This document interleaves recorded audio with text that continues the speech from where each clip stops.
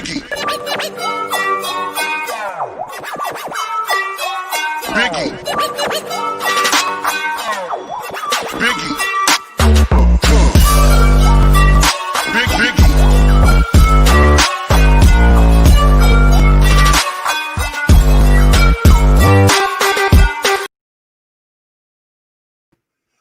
All right, ladies and gentlemen, welcome to the new Biggie Shack Show, the YouTube Spotlight comic book community channel. And for my first guest, we got a big one, dude. I'm bringing in the big guns, man. I brought in my boy, Comics with Bueller. How you doing, Biggie? I'm on the Biggie show finally. And, you know, thanks, man. This is awesome. I'm looking forward to today. Perfect, dude. I'm so glad to have you. So glad you I could show love up. the intro. The intro is so good. It's so you. And I remember I watched it, like, when you first got it, like, just recently, and you literally just played it, like, 50 times in a row on the live stream. You just kept on playing it over and over. It was great. Oh man, that was a birthday present from my friend Comic Head 84, and he put his foot in that one, dude. He's really good at making them intros. Yeah. And shoo, daggone, that boy could work, dude. So I'm really glad I got that. I love it too. He asked me to come up with the new show, and I've been thinking about it, and you know, I've watched other channels and I see other people do stuff, and you've always been one of the top 4 or 5 guys, in my opinion, that shows appreciation or shows attention to channels in the community, and you kind of look out for up and comers underneath 1,000. Just like I put you in a category with Perry and Bueller. Or shit, Perry and Discovery and Icon. I call him Icon, but Just a Rican. Mm-hmm. Like all 3 of you guys seem to done more than 1 or 10 videos, you know, talking about other channels and trying to help them out and stuff. So I'm glad I could get you on here. I asked 2 people and you was the first one. So I was Awesome, like, hell yeah, I got Bueller. Well, I think it's really important to share, share with the community. I mean, I have a great audience that takes the time to watch my videos, and I'm pretty sure they're going to enjoy other people's videos as well. So if I can share that and kind of point them some more eyes on some content that I like to watch, I mean, why wouldn't I do that? It'd be selfish not to. That's a good point. We got Don Dot at NYC. We'll do a little roll call in the chat real quick. Fish Tropic, good to see you, buddy. Chunky Monkey Comics, my buddy C3. Did I already say that? J Hood Creative. I got a stupendous piece of art from J Hood yesterday. Holy smokes. Some comic book hunter, Beta Ray Jim.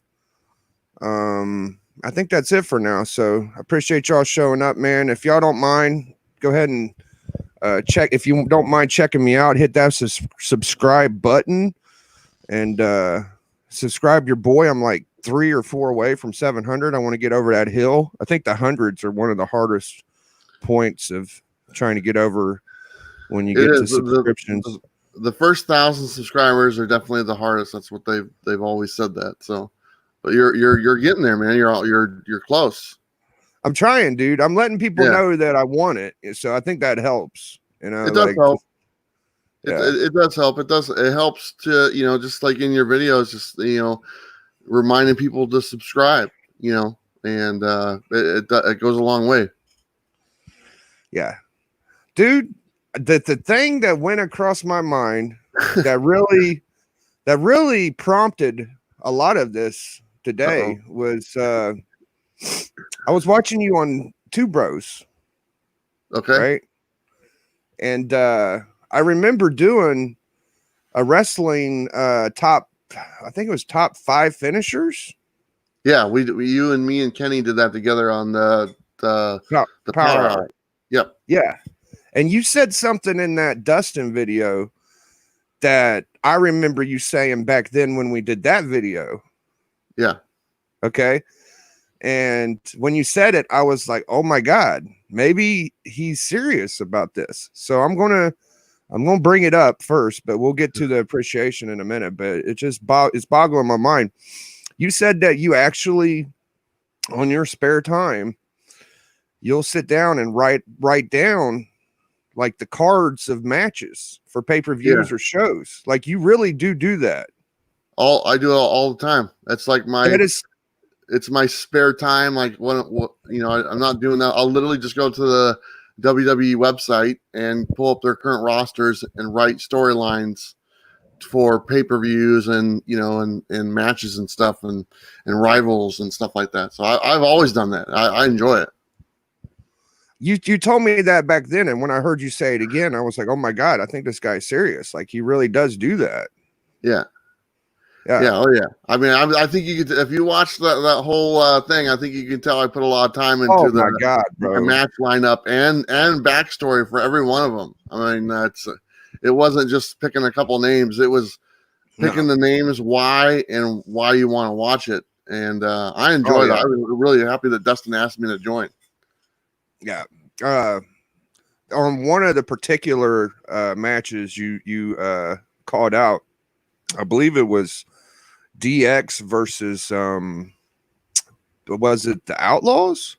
It was what it was Evolution. So it was Randy Orton and Batista with Ric Flair as like the manager. He's not actually in the match, against Scott Hall and Kevin Nash with X-Pac as their manager. So all six of them at the ring with special guest referee was Triple H, and then a run in from DX like halfway through the match. I just think that the common thread is Triple H being the referee and being connected to every group, and I just think that would have been a kind of a fun dynamic to see that.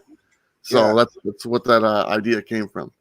Yeah, and you guys were kind of talking about the finishes. It's a very extensive, thorough card y'all went through.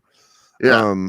The other highlight I really liked was when Dustin, he said he wanted to see Randy Orton versus DDP, and in my mind, I thought I want to see that too, but only if they both, like if Randy hits the RKO and DDP hits the Diamond Cutter at the same time, dude. Like that would be crazy. Be a great match. I mean, that really, I mean, I actually thought about that match as well. It was right up there. And I think everyone has probably thought about that match at one time, because obviously it's the Diamond Cutter and the RKO are exactly the same finisher. They're the same thing. Right. And they both do such a good job at delivering it, and they have the whole build up to it as well. So I think that, unfortunately, I don't think we ever got to see that match, and obviously we're not going to see it, but man, that would have been a dream match for sure. Yeah. So my next thing I want to say is, like, first of all, thank you for coming. And I don't want to make this like I'm going to ask Bueller 100 questions kind of thing. This is going to be an easy hangout. It's, I guess before I get there to where I want to start the show, though, I do want to say maybe you could email some of those lists of WWE writers somehow. Trust me, I wanted to. I've thought about stuff like that, and just putting things together and that makes sense and that are enjoyable to watch. And I think that I've watched wrestling since I was a little kid, and I watch it a lot more in years past than I do now, just because I don't think the product is that great. But hopefully it gets better as time goes on. I mean, the talent's already on the roster. I just think that they don't know how to use it like they used to, unfortunately.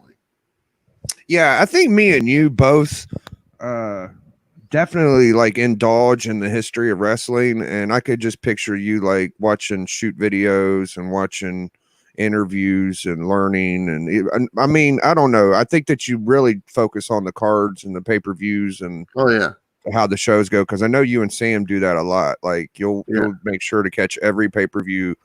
See, I kind of missed that. I just want to I want to know the backstories and the deep cuts, but it's hard to really trust everything. So Dark Side of the Ring is really cool for me, but these new pay-per-views.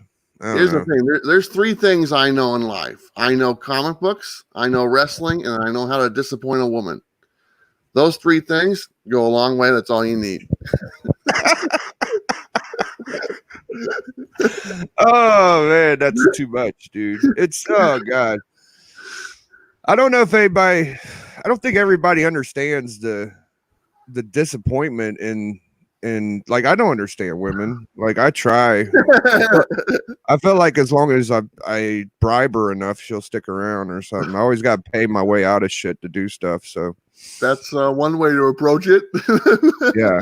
No, I love her to death. I just don't know if we're I don't think women and men are on the same wavelength sometimes. You know what I mean? Like it's hard to figure out sometimes. But hey man, you're not alone. You're preaching to the half the society right now, Biggie.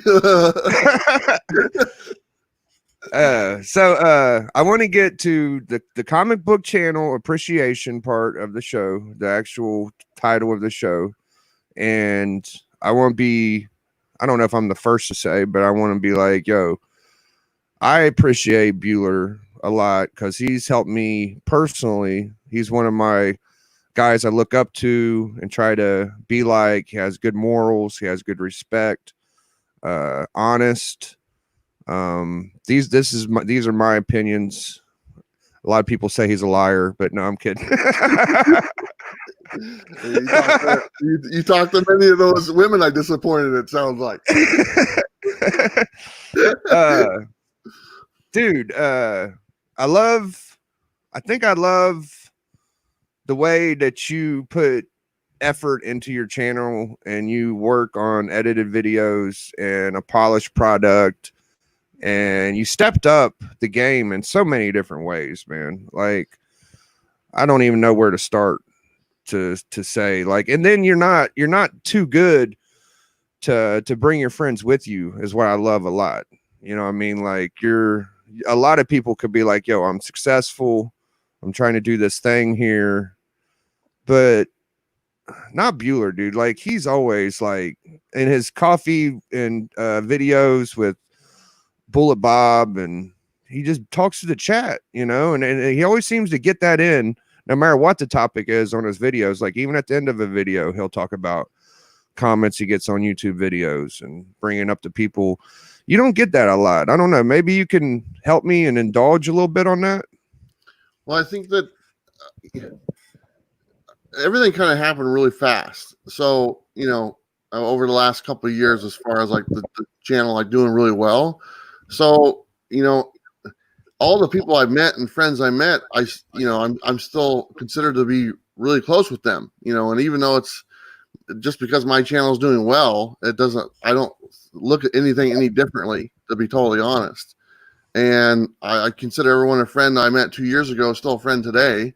I've known you for a while, you know, and stuff. I consider you a really good friend. And like I said before, it's like, there's so many people out there that enjoy comic books, that like to talk about comic books, and there's obviously an audience that's willing to watch and learn about comic books. And it would be selfish to not share what you do, what everyone else does, with those people that have found my channel.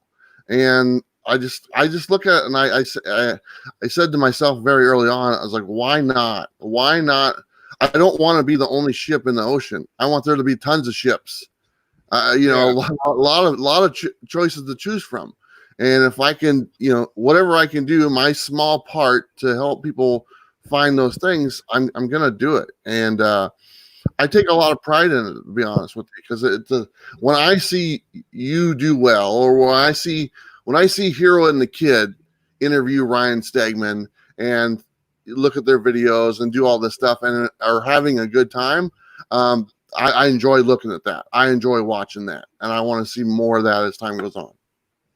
I can understand that, man. Like you have pride in the community you're with, and you want to see people successful. I agree. I think that, like, for instance, like I feel like even if I don't know the content, as long as they're trying and I feel like they love comics, I just subscribe. But I know what you say when you say if you enjoy the content, then if you feel like it, subscribe.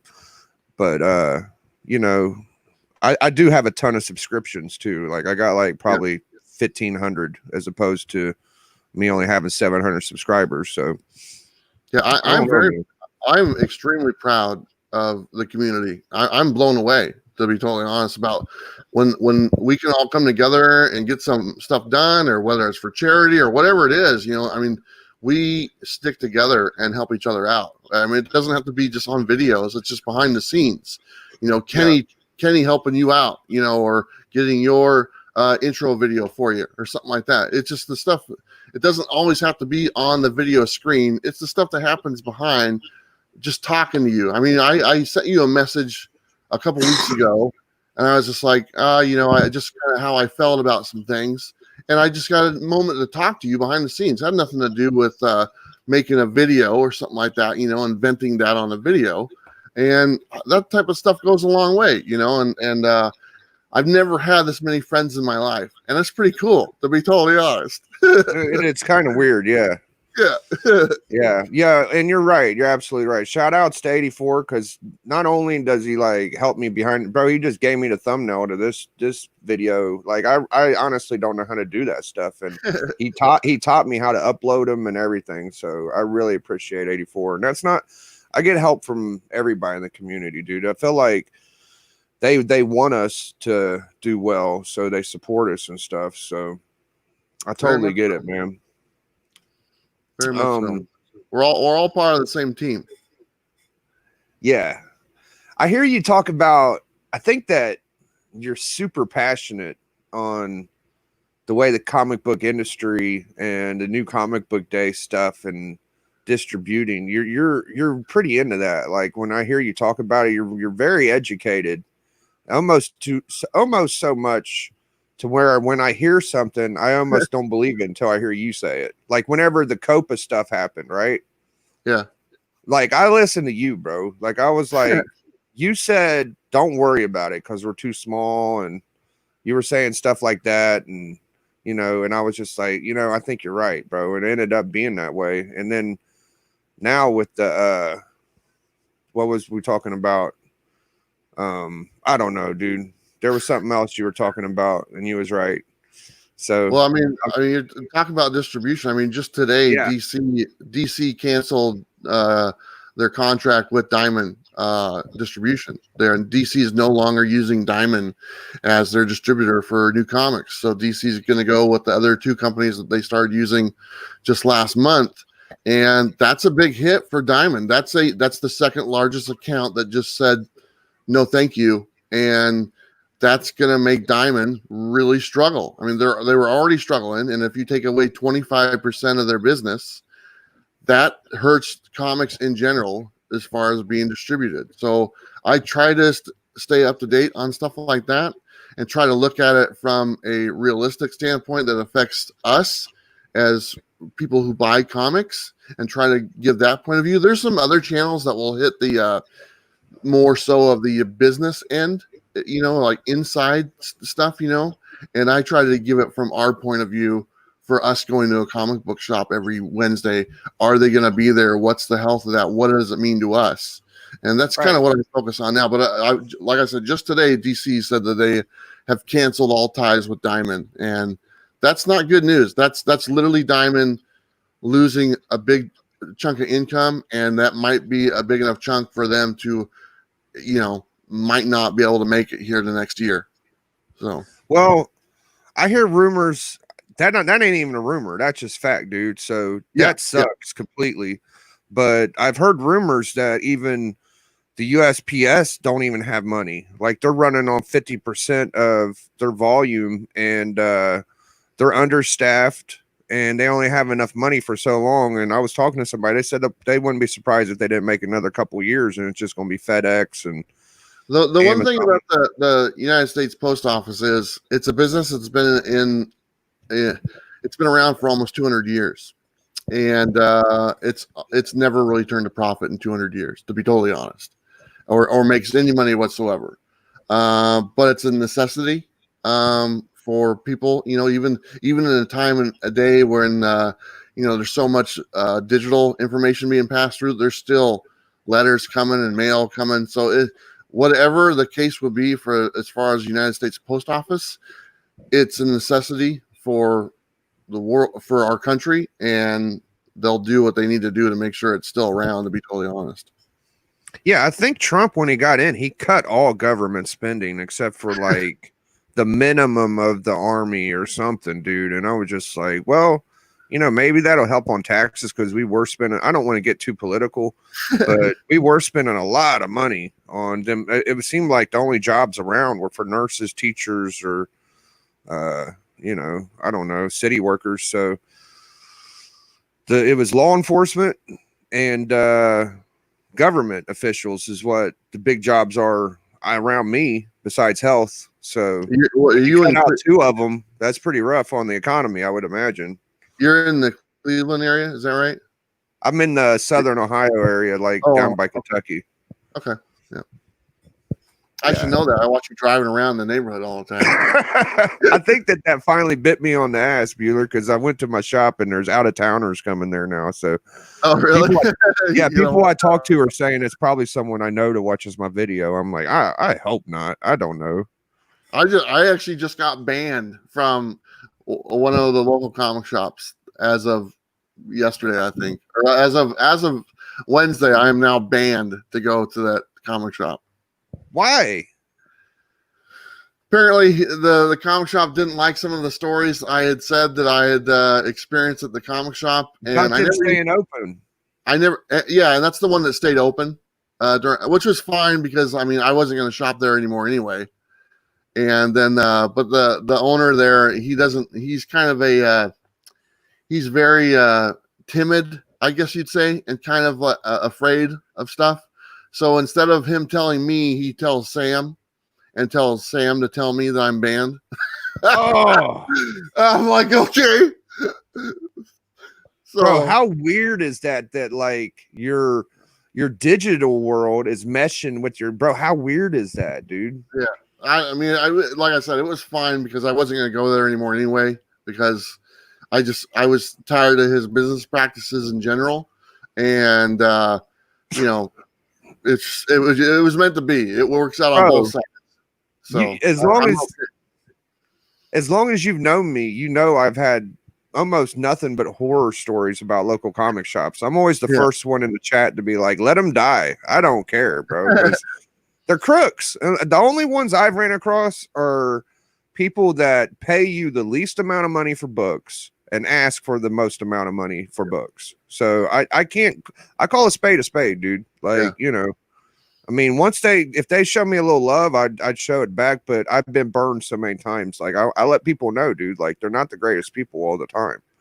Well, I do want to say, I had some bad experience with him. Those are my own experiences with him. And I had some good experiences as well. And maybe his other customers have only had good experiences. So I wish him the best of luck.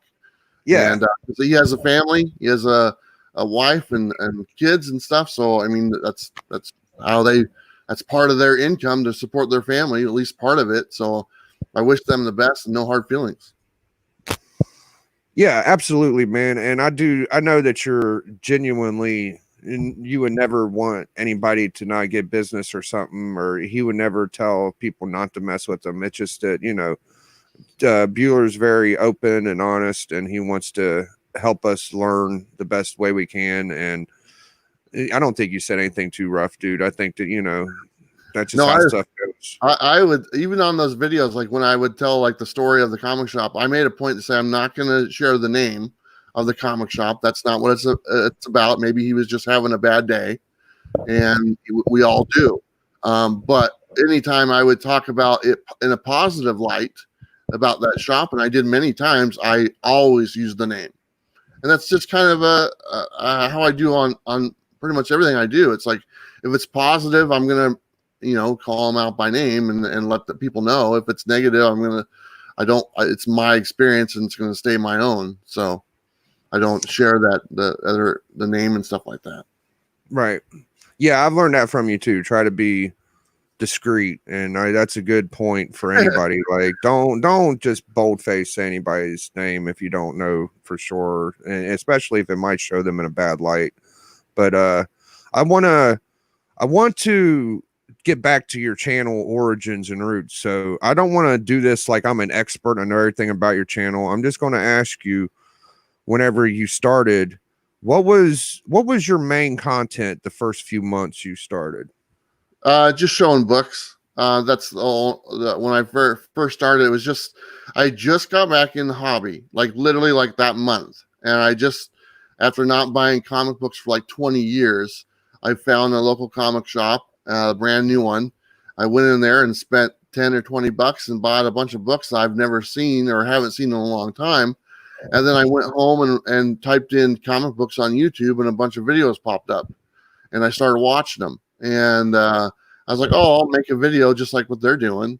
And I just was showing some books. You didn't even see my face for the first 2 weeks, or well, maybe longer than that. Maybe like the first month, you didn't see my face. It was just my hand showing the books in front of the camera. And then eventually I was like, I'll do a video and I'll kind of step in front of the camera for the first time. And I did a video called Pet Peeves About Comic Books. And it was fair, you know, like I said, I'd only been collecting a couple months, so I already noticed right away that there was changes over the last 20 years. I was like, what's going on? And that Pet Peeves video, a bunch of people watched it, and then I just kind of got motivated from that point on to, you know, see what I can do, because I wasn't doing nothing. I was just sitting on the couch every day and wasting my life away. I mean, literally, I've said it many times. I was literally sitting on the couch, wasting my life away, doing nothing. Every day looked exactly the same, and the only thing I had to look forward to in life was death. And that's how pathetic it was just a couple years ago. And this, doing the comic books and doing this, has really made me feel good about myself, kind of build confidence in myself, and, you know, kind of raise the bar to see what I can do and challenge myself. And I didn't have any of that a couple years ago. That's a great point, dude. I think that comic books are definitely a replacement or a good motivator or substitute or hobby or slash whatever, dude. That I've seen a lot of people that been through adversity that came to comic books and put their energy into a hobby, and it's turned them around. And it's amazing to see like the growth of all of us together, like where we've came on our channels and where we've came with our books and the way we do things. And it's just like, it's really fascinating. I kind of relate it to whenever I first got my PS3 and we could go online and everything was free, and I had a bunch of friends. And I remember when PSN went down for like, I don't know, 3 or 4 months. And it was just like, it was a complete switch off of that whole world, you know. It was like, oh wow, this is weird.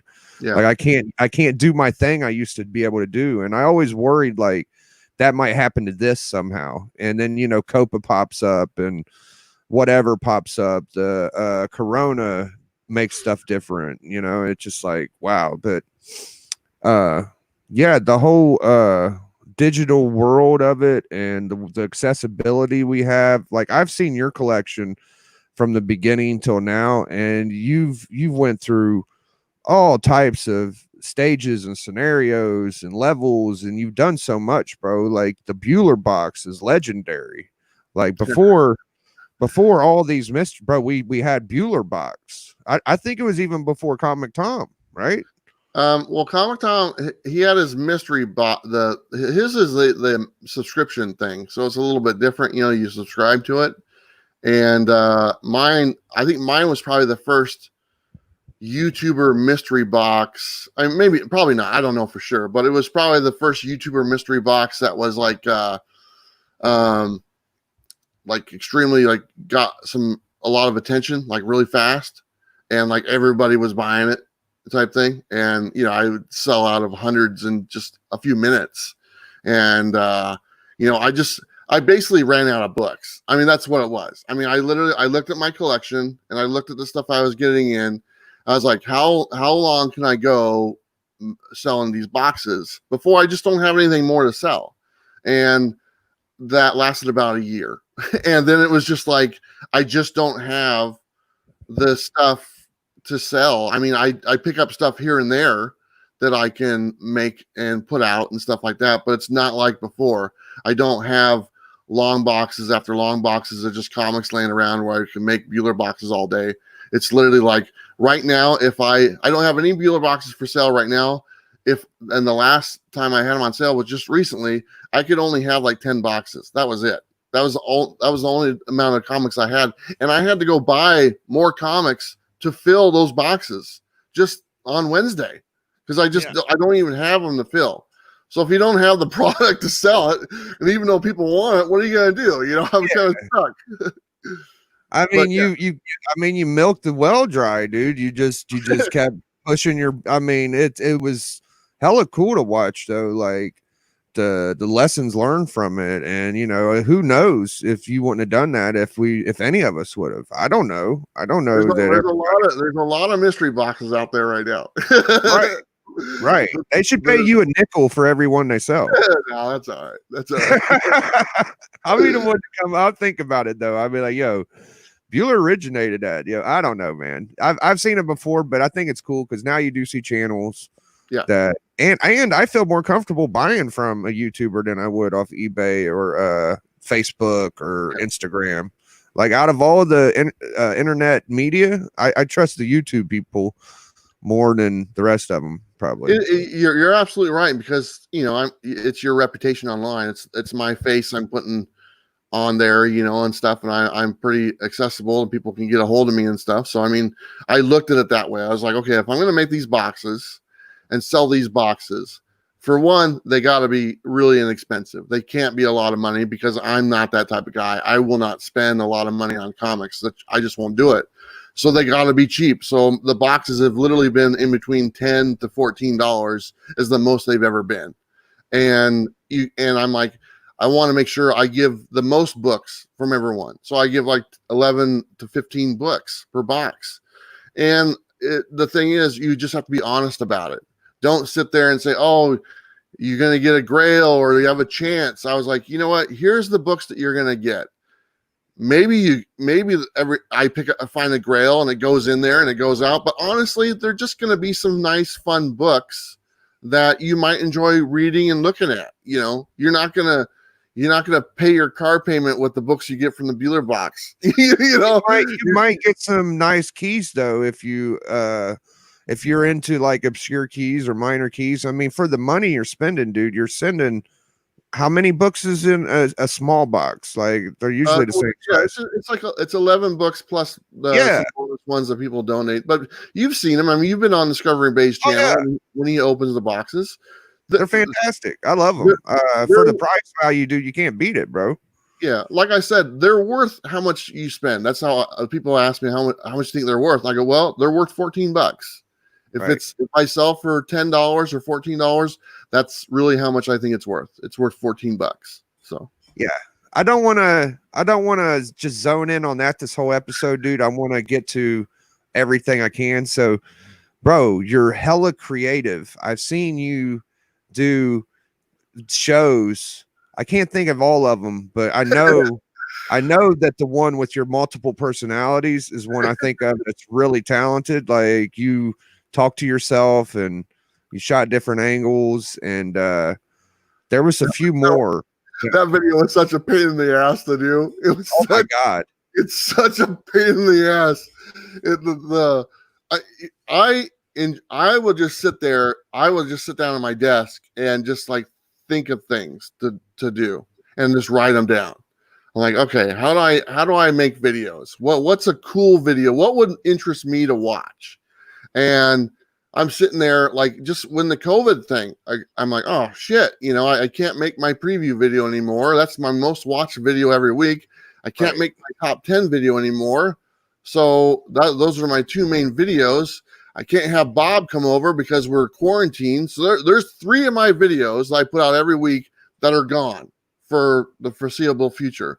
So I literally sit down. I think to myself, okay, I have some other series that I can do. I can do my Just the Keys. I can do my collections. I can do all this other stuff that I've done in the past, but maybe something new. What can I think of? And I just start writing down ideas, and I just keep going. And some of the ones stand out more than others, and I put those out there, and boom! I mean, they found an audience. I mean, I put out the 50 comics for guaranteed to be worth $100, and that video got like 10,000 views in like the first week. Oh, And yeah.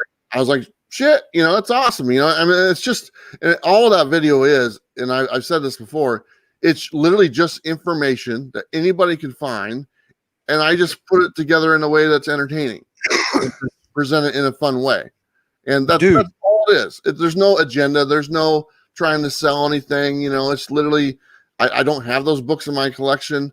It's just information put together in a fun way, and that is my premise for all the videos that I do. It's information collected and then put together in a fun, interesting way.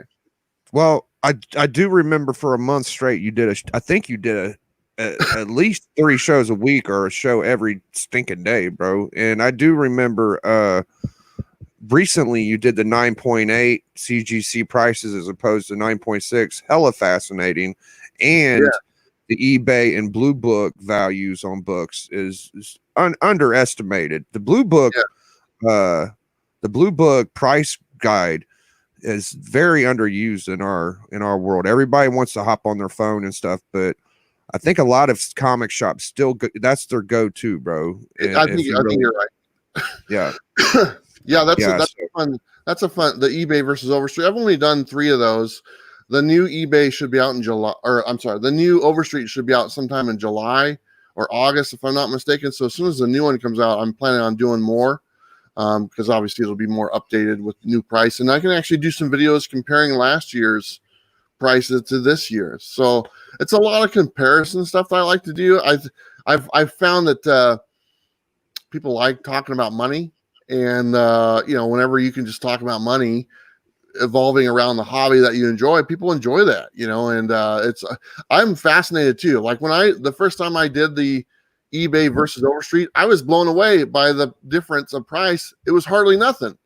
Everyone always has told me that the Overstreet it's obsolete the day it comes out, and here I take 20 random books and do a price comparison and add them up at the very end, and there's literally less than $100 difference.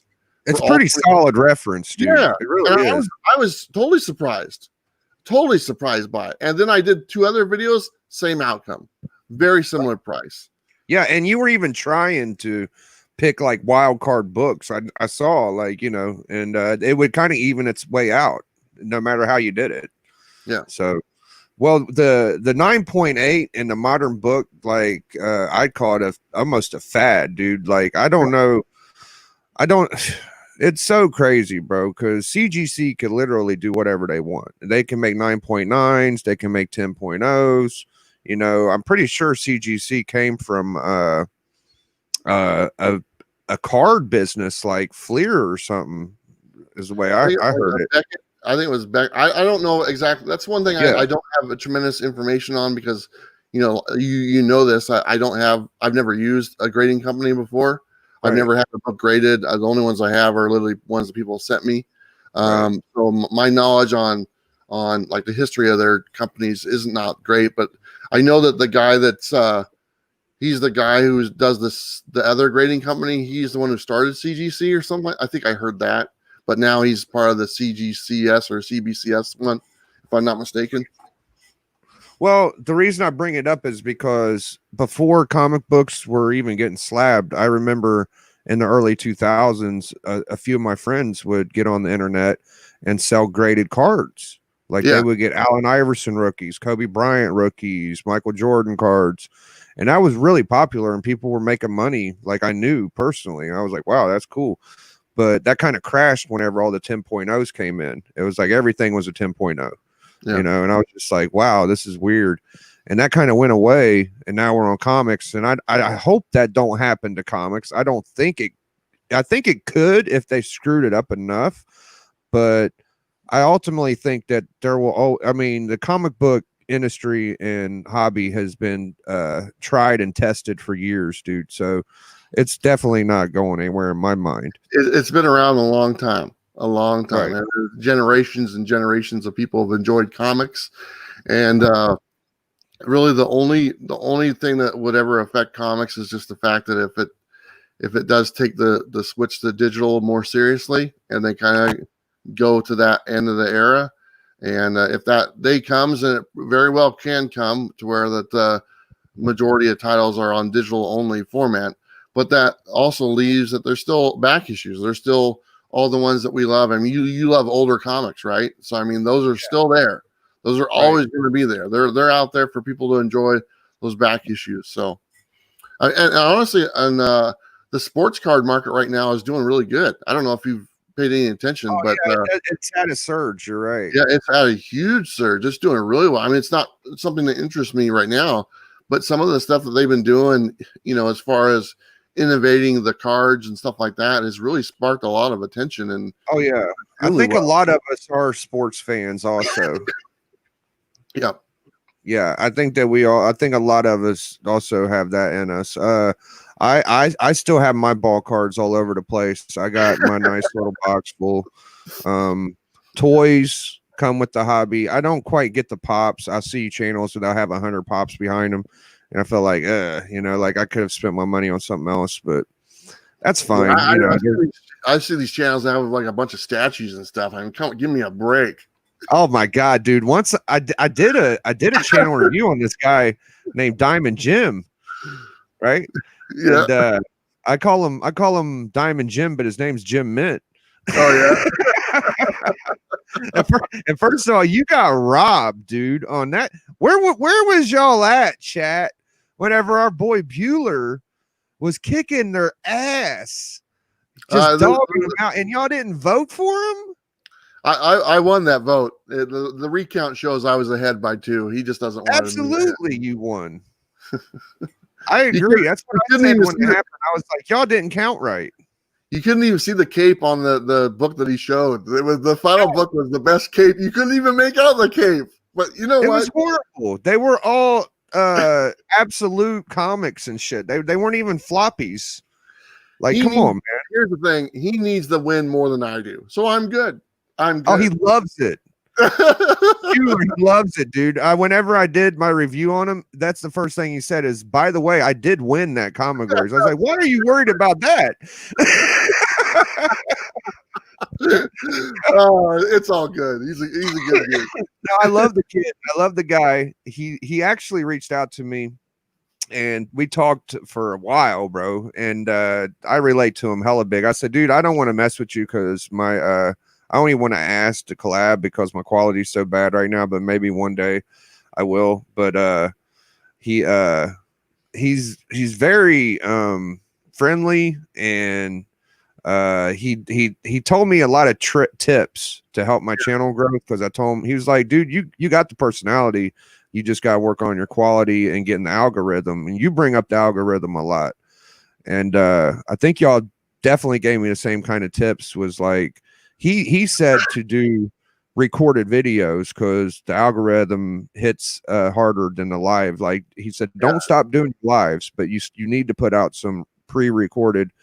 And you said with the thumbnails and the description, and I'm just so lazy, bro. Like I'm crawling before I walk. So once I learn like the good hashtags and stuff, I'm gonna start dropping those too.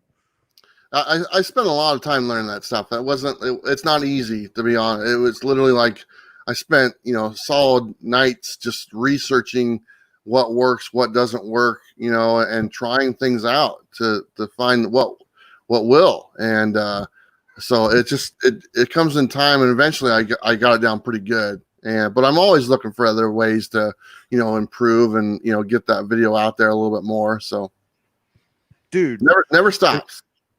The way that the thing I want to say before we get past old Jim Mint dude is that in my review I said it's not that hard to get thousands of subscribers when you're showing multi-$1,000 statues every day of the week. And sure enough, right after I did that, he's done a statue every single day for for like 10 days, bro. We're talking $1,000 statues. I don't know how this man, I don't know how, he must have people mail them to him. I don't think there's no way they're all his. I think that he does. I don't know if he does any type of consignment thing. Maybe I don't know. But I know that some of the stuff is.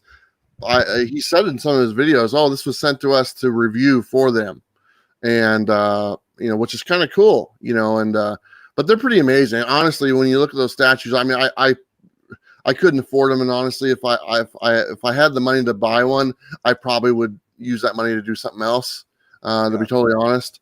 But they're really cool. I mean, don't get me wrong, man. You look at some of those things, and they're just amazing pieces of art. And he's got quite a few of them, man, and just an awesome collection. And I think when you watch his channel, because I've been a fan of his channel, that's majority of his subscribers are the statue people. You see a huge difference between his statue videos and his other videos. So there's a huge statue community, and he's tapped into them really, really good. So. Yeah. He's showed like great stuff. I feel like YouTube is definitely the place to have a room for something like that. It needs to be done by somebody, and it might as well be him, is my mind on it. So I don't know everybody in the statue world. That's just the person I know, and he's hella accepting of us. That's why I also like him. Like not all the statue channels know anything about us, but at least Diamond Jim pops up. So. Shout outs to him, dude. We're not going to just talk about Jim. I thought we'd talk about Tom more than Jim, actually, but I don't care. You want to talk about Tom? I don't care. I don't know, man. I know that you and Tom are cool, and I feel like it's like that ex-girlfriend. Like, you remember the good week out of the year. That's what you remember the most, kind of. But I don't know, dude. I don't know. I think the CBSI guy might be a little too wild for. Are you talking about the key collector guy? You always say CBSI, but I think you mean key collector. Yeah, I'm talking about that guy. Are you talking about Nick? Yeah. Oh, okay, yeah, he's with key collector. He's not with the CBSI. And because Tom hasn't been with the CBSI for almost a year now. He's leaving. He's had enough.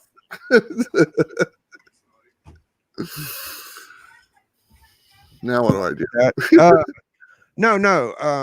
I'm probably wrong. You're right, but he does do like the app where the key collector app, right? Yeah, Nick is the key collector guy, and I've talked to Nick a handful of times.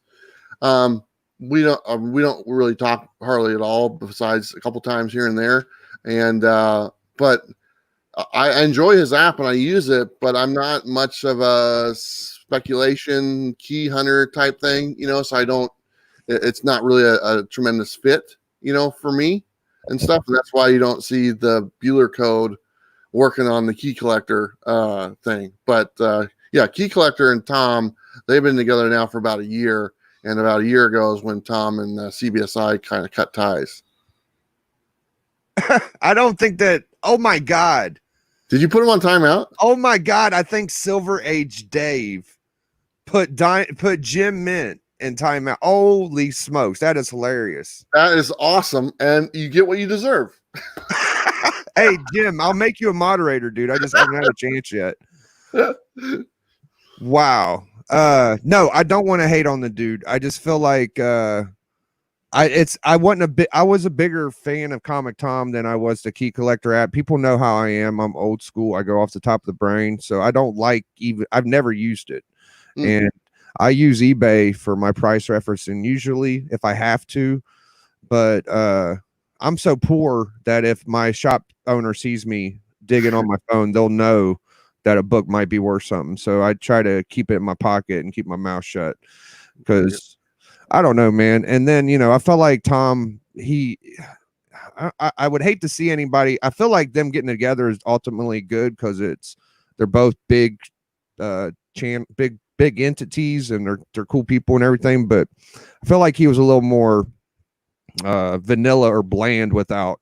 It's a little more edgy, because I feel like the Key Collector guy has gotten a little heat in the past, is what I'm trying to get to. Like, I've heard people complain.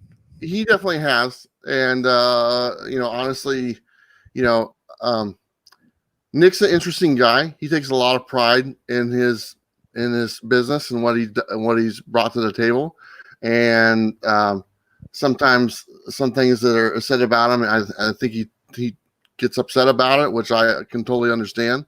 But I miss Tom doing his videos with the other guys, with Russ and with Fire Guy Ryan. I enjoyed their dynamic better, and I think a lot of people do as well.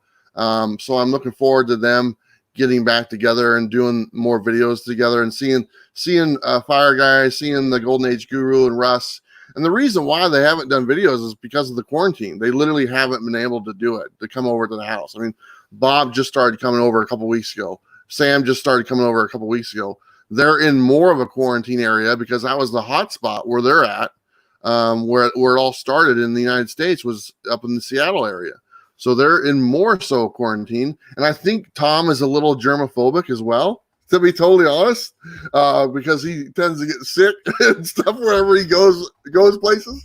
So that's the reason he hasn't been doing it with them, just because of all that. So luckily, as this progresses and as things lighten up and the quarantine kind of goes away, those guys will be back on the channel. And I think people are going to like, oh, I missed seeing Fire Guy Ryan, because I do. I love Ryan. I love Russ. I've met Russ. He's a great guy. Golden Age Guru, great guy. So the more they get to do together, I'm looking forward to that. See that's fine, and that's a good political answer there, Big Bueller, dude. But you want me to get unpolitical? No. I just want to point out the fact that we're all clamoring for the return of those dudes, first of all. And second is he's not in studio with that other guy either. He could just as easily send out the tag to the other guys just as easy as he does him. So that's all I'm saying. You're right. But I don't, honestly, I can't speak for, I don't think Russ has the setup to do as far as the go live and stuff by himself. I think that's one of the problems. That's a good point. That's a good point.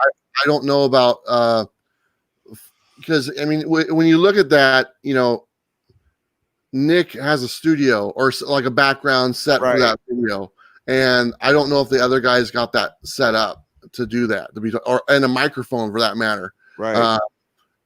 Because trust me, like you're holding it in your hand. A microphone makes a big difference if you don't have one, and you do when you're putting together a video, and especially when you're doing a video with another person and you're producing it, you have to have audio and video quality that match up, to make it look nice and presentable.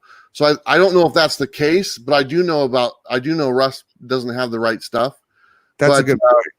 That's one thing I look at, but I miss it. I miss the dynamic of them, and that's how I found this channel, was him talking to Ryan, and from the very beginning. And Ryan, I've met both gentlemen. I've met both Ryan and Tom, and I really enjoy Ryan's sense of humor, and that you miss that when he's not there, obviously. So I'm looking forward to seeing Ryan come back and just kind of give that dry sense of humor and the looks on his face. I think it's a good balance, because Tom's very animated, and sometimes I get annoyed by it, to be totally honest, because he's just got a ball of energy and he's nonstop. I need something to kind of bring that down a little bit so I can relate as an older man, so there you go. Yeah, he's very charismatic, dude. This is the point of the show where I want to do like pop shots. All right. So we're just going to rapid fire question, dude. Do you have a favorite movie in general? It don't have to be superhero. It don't have to be any genre. Your personal go-to movie. Do you have one? I would say, honestly, the one movie I can go back to and watch many times is the Shawshank Redemption. And I love it. It's just the whole story it's told and everything. So I mean, it's just one of those movies. I remember when I saw it the first time, I was like just blown away by it. And it's still to this day, no matter how many times I've seen it, it's still one of the best movies I've ever seen. So Shawshank Redemption. It was a great flick, dude. Morgan Freeman killed it. The guy that played the main character, I don't know his name, but it was probably his best movie. Yeah. Dude, back in the late 90s, that was a legit fear. People feared for their freedom, going to prison, the whole scenario of being stuck in there was a lot more prison flicks just 20 years ago than there is now. And yeah, man, I could dig that, bro. So you kind of brought it up earlier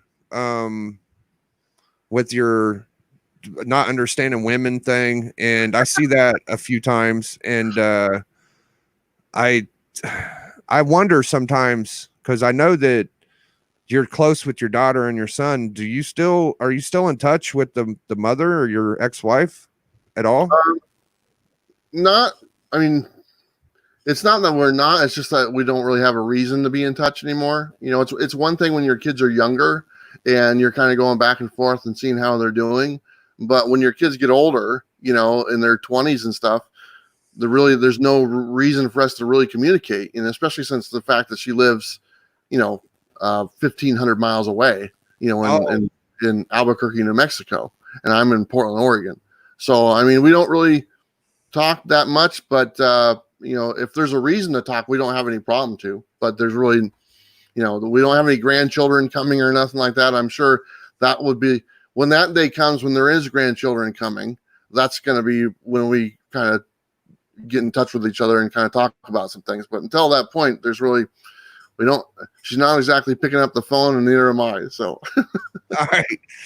I was a little too nosy. I mean, I'm sorry, but no, my kids' mom, a wonderful mother. She loves my kids and our kids, and she's been so great to both of them. And honestly, you know, you look back at your life, and you know, obviously, it was a failed marriage, and it was the right decision that we got divorced, and it worked out for the best for everybody.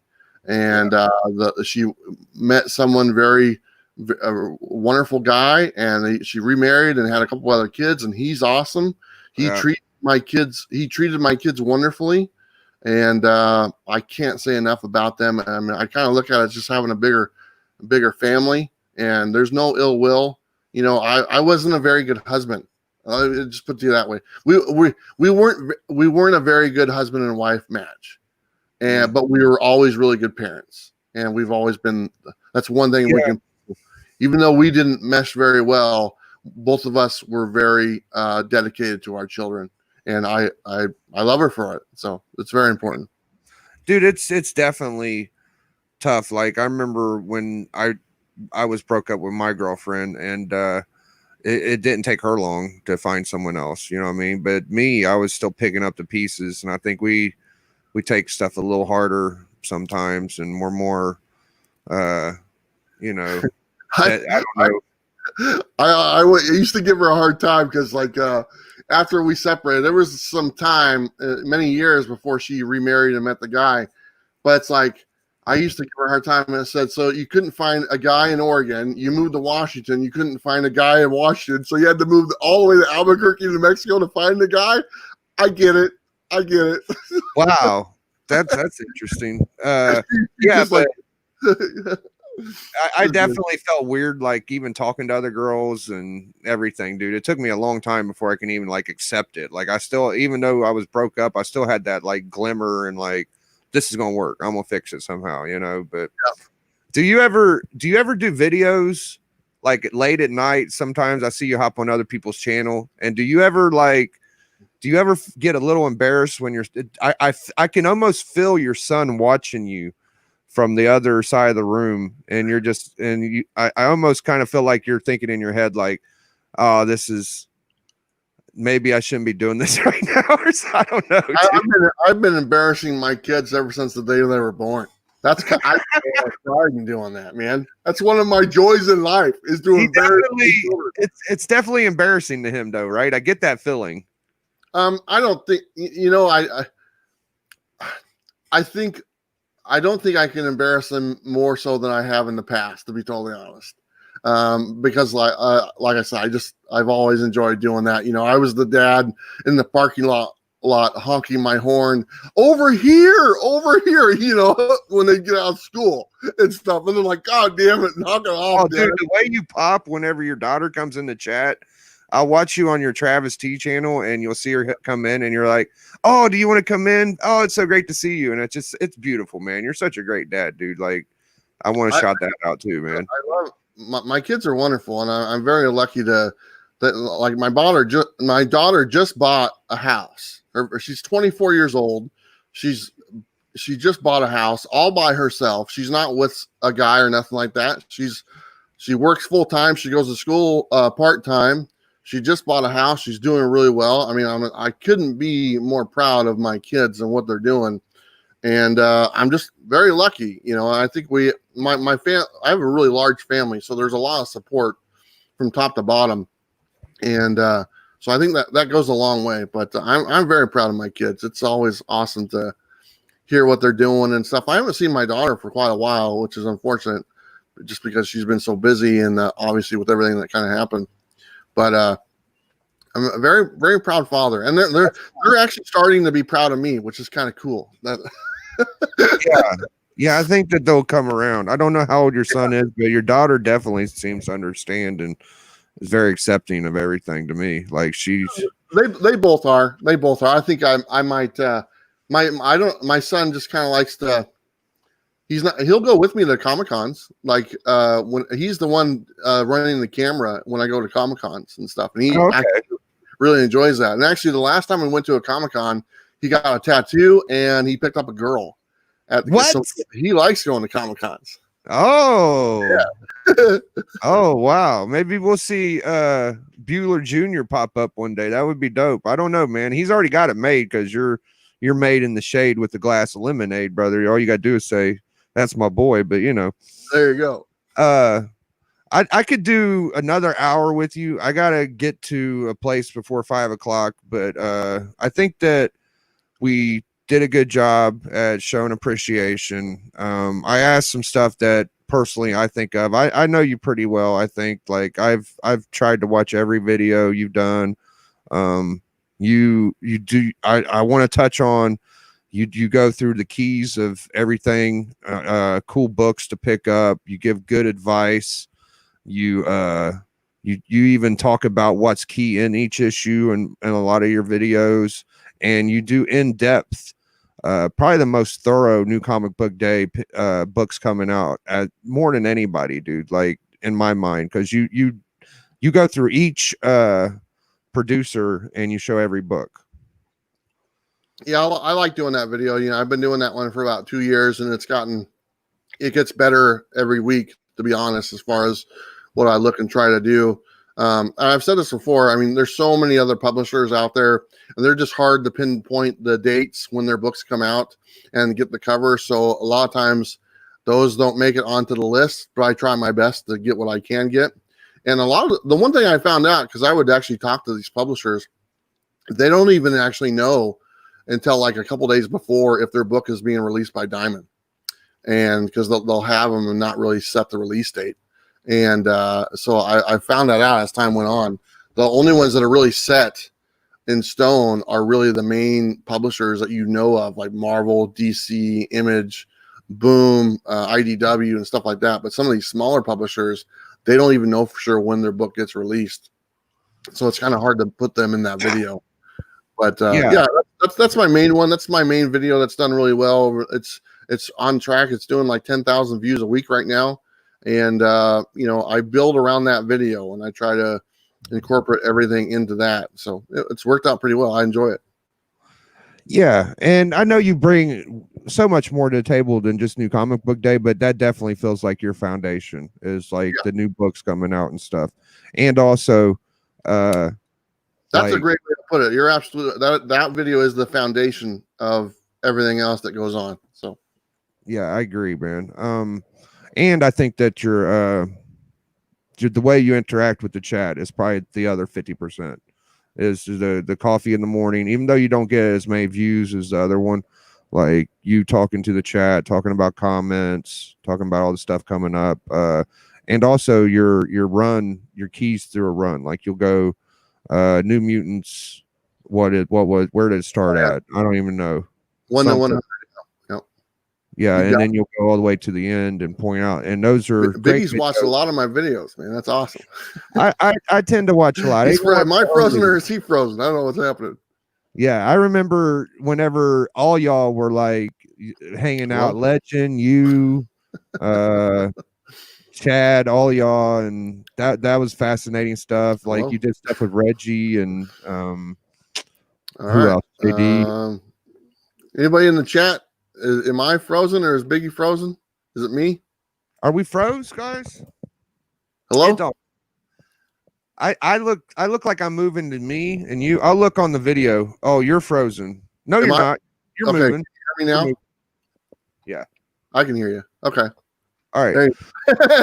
So we're just gonna wrap up because we're past an hour mark anyway. But I want to say thank you, Bueller, for coming. I think everybody out here appreciates you as much as I do. I remember when I first started watching you, I'd message you and you'd message me back without even knowing who I am. And I think you're still the same dude you was back then.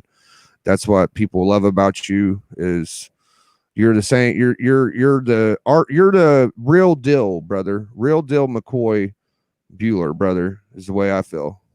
Well, I'm glad that you messaged me the first time and I got to know you because I've said this before. You're an interesting cat, Biggie.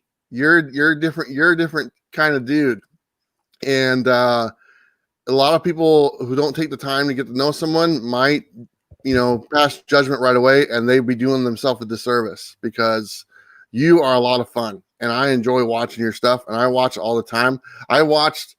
I can't stand you driving around. I've told you that many a times. I get so worried for you. But some of the stuff that you come up with, man, just cracks me up. Yeah. And I just love it because you look at things a different way. You're very honest and but in a almost a loving way. And I can appreciate that. So thank you for taking the time to reach out to me and becoming a friend of mine because I feel better for it. Yeah, the pleasure's mine, man. Shout out to the chat. Thank y'all for hanging with us on the first episode. My first guest, Big Bueller, dude. I went big. I'm going to be doing this with all y'all that I know. I'm not going to be picking shows that I don't know much about. Shout outs to Hialeah. He does Inquiring Minds. This is kind of like an Inquiring Minds, but I try to do a little different to where I did kind of indulge in your personal life a little too much, but I wanted to focus on your channel and all of us appreciation, I'm an open book, buddy, whatever you want. Yeah. So I think that one of these days we'll do another wrestling show. I think we got to get you back on the Mega Power Hour. We're not going to let Dustin get all the good wrestling content from Bueller. You know what I mean? Like me and 84 need it too. He needs a lot more help than you guys do. Dude, by the way, you putting 84 over, dude, made my year, bro. Like whenever you pushed for 84 and you like supported us all and was like, go stuff, bro, I was like, yes, because that's my homie, man. And to see him get somewhere and be appreciated means the world to me, and I'm coming with them, dude. You put me in the description, which meant the world to me because I know that I can't be like on everybody's like go to because I cuss so much, dude. Even my mom told me the other day, like, you got to stop cussing. I talk about you all the time. We were just talking about you on the coffee video this week. What are you talking about? I saw that. Yeah, I keep up and watch, man. You're the best, bro. But we're gonna right up out of here, man. I'm gonna let my outro play, and I'll catch y'all later. I'm gonna hop on Hero, the kids. Do you got anything you want to shout out before we run out of here, Bueller? Just thanks, man. I appreciate you having me on and just hanging out and stuff. And it's nice to finally be on Biggie Sack's show. So thank you. Thank you, dude. So y'all seen it here first, man. First episode, y'all be getting this weekly episodical video, dude. I don't know who my next guest is, man, but it's going to be a good episode. So if y'all don't mind, hit that subscription. I'm almost at 700. I'd like to get past that because once you get past that 100 mark, it kind of zips by a little easier. So I thank y'all. I'll see you on the Power Hour later. I'm going to try to hop on Hero and the kids. He's got some bangers. What y'all going to do when the Big Bueller Comics, one of the biggest OGs in the game, brother, came and blessed me with a nice interview and we run wild on you. Big Biggie. Biggie.